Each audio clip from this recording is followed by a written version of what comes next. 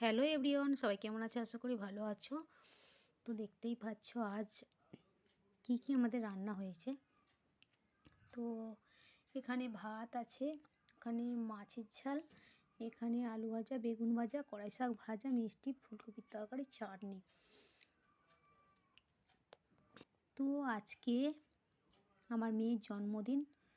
তো বেশি বেশি কিছু রান্না করতে পারিনি, অল্প কিছুই রান্না করেছি। তো সবাই মিলে একটু ওকে ভালো থাকার শুভকামনা করো, ও যেন ভালো থাকে সব সময়, ওর যেন দিনগুলো বছরগুলো ভালো কাটে। তো চলো সবাই, এটুকুনি ভিডিও দিলাম, ভালো লাগলে অবশ্যই একটা লাইক কমেন্ট শেয়ার করে দেবে। আর রান্নাগুলো কেমন হয়েছে অবশ্যই কিন্তু কমেন্ট করে জানাবে। আর কি কি খাবে চলে এসো আমাদের বাড়ি, পেয়ে যাবে।